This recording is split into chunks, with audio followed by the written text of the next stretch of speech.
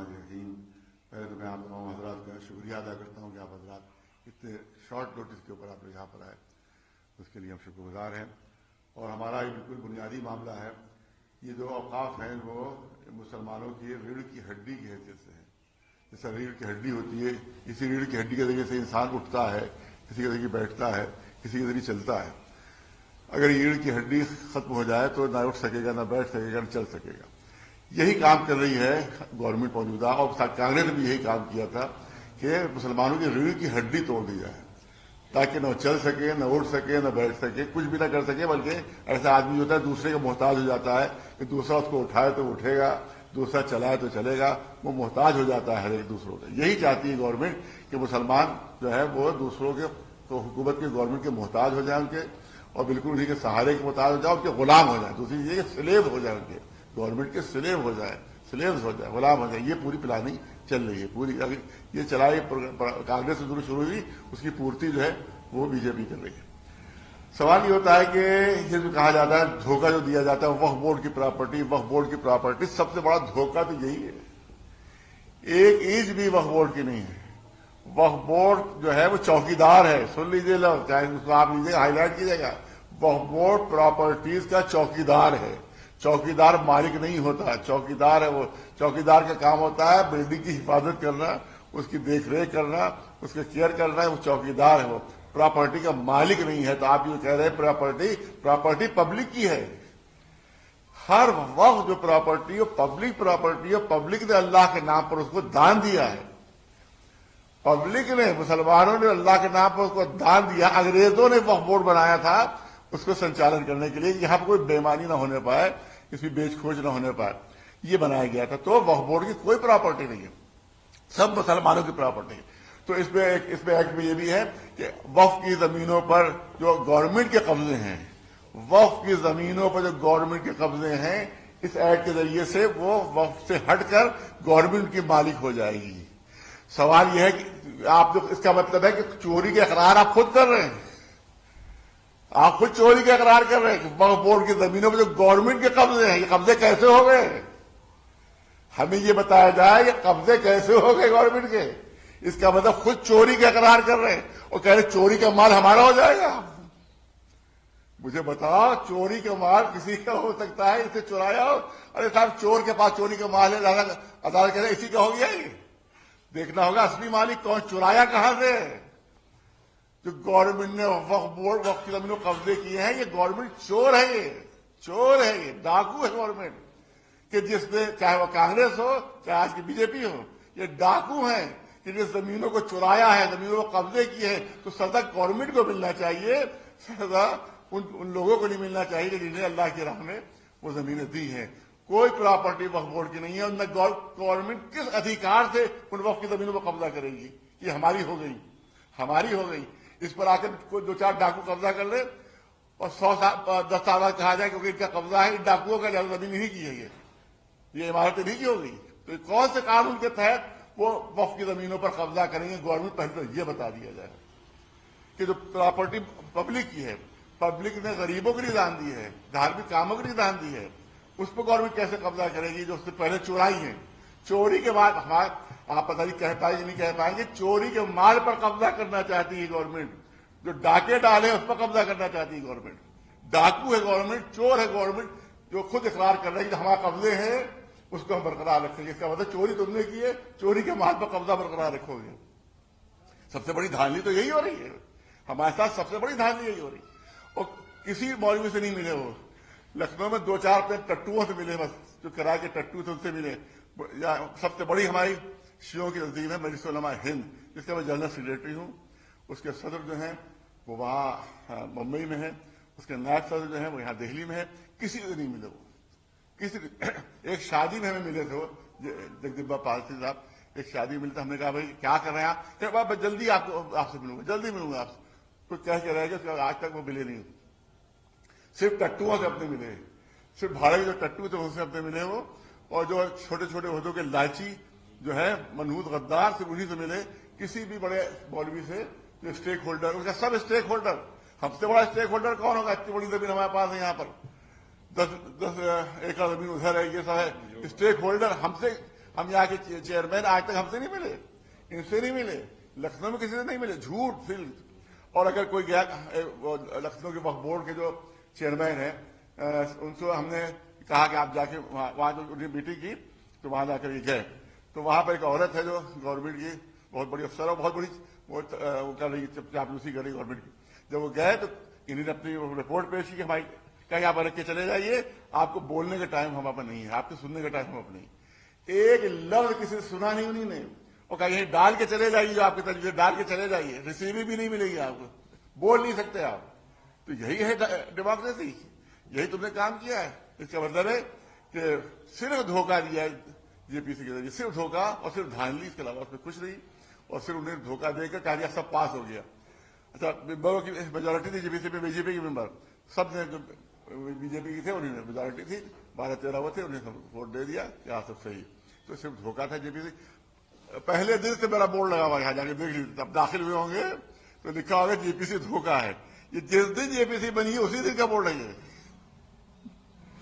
یہ جس دن جے پی سی بنائی گئی ہے یہ اسی دن کا بورڈ ہے جو لگا ہوا ہے یہاں کے اوپر کہ جے پی سی صرف دھوکہ ہے, اور وقف بل جو صرف دھوکہ ہے.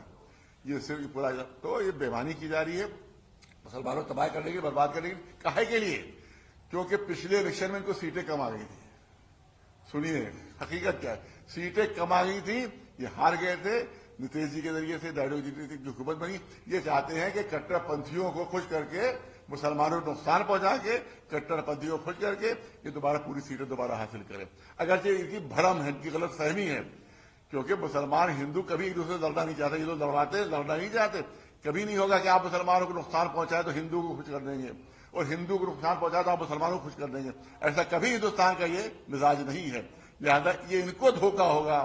اور جس طرح سے انہوں نے پچھلی مرتبہ ہارے ہیں, آج بھی اگر انہوں نے مسلمانوں ہندوؤں میں نفرت پھیلانے کی کوشش کی تو پھر یہ الیکشن ہاریں گے, پھر الیکشن ہاریں گے. اور ان کو صرف دھوکہ, خود دھوکہ اپنے کو دے رہے ہیں کہ مسلمانوں کو نقصان پہنچا کے ہم الیکشن جیت جائیں گے.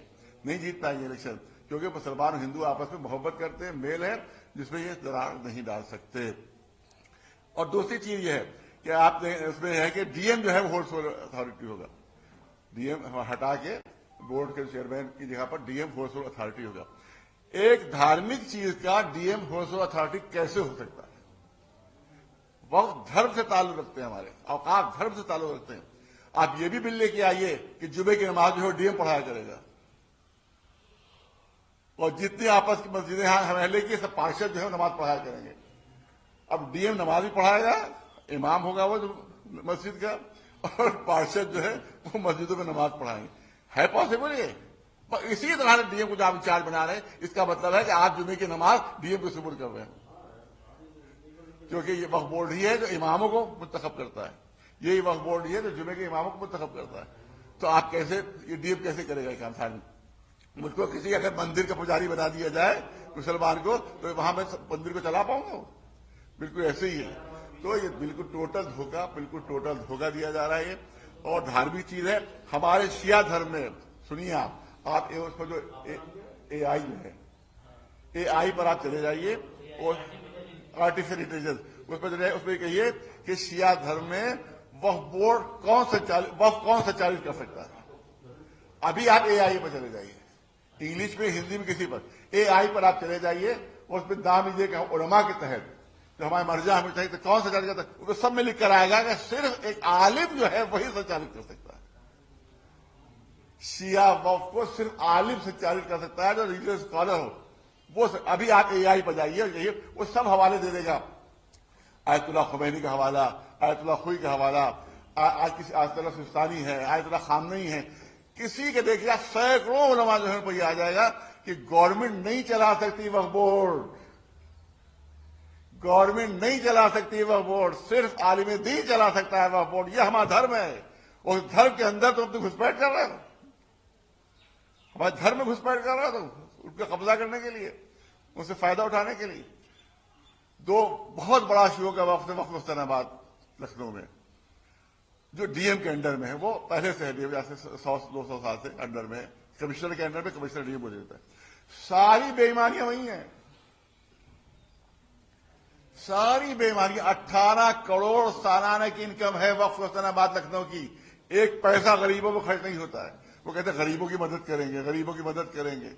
ارے ایک تم جو ڈی ایم کے انڈر میں ایک پیسہ غریبوں میں خرچ نہیں ہو رہا، جا کے وہاں دیکھ لو. آگے ابھی پریس کانفرنس میری ہوئی تھی وہاں پر جمعے میں، تو میں نے یہی سب باتیں پیش کی تھی وہاں پر کہ بتایا جائے، ڈی ایم سے پوچھا جائے جو 18 کروڑ کی آمدنی ہو رہی ہے، ایک پیسہ کبھی کس غریب کو کب دیا؟ یہ بات صرف کھا جاتے، اتنے افسر ہیں تو اپنے عیاشیوں بدماشیوں کو کھا جاتے. تو کوئی ایک پیسہ بھی غریبوں کو خرچ نہیں ہو رہا ہے، سب بیچی جا رہی ہیں بڑی بڑی پراپرٹیاں اس کی بڑی بڑی دکانوں کا جو ہے وہ ہیر پھیر ہو رہا ہے.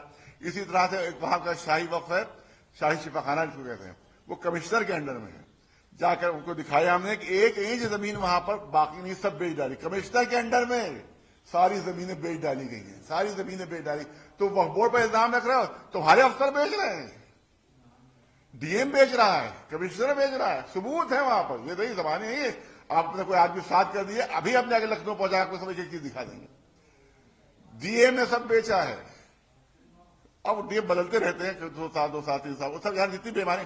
اور جو سب سے بڑی بیماری آپ کو بتاؤں کہ جو وہاں کے پاس کلاک ٹاور ہے، انگریزوں کے زمانے کا بنوایا ہوا ہے کلاک ٹاور، حسین آباد کے اندر آتا ہے، اس پر جو گھڑی لگی ہوئی ہے وہ وہی گھڑی ہے جو بگ بین کی ہے لندن میں.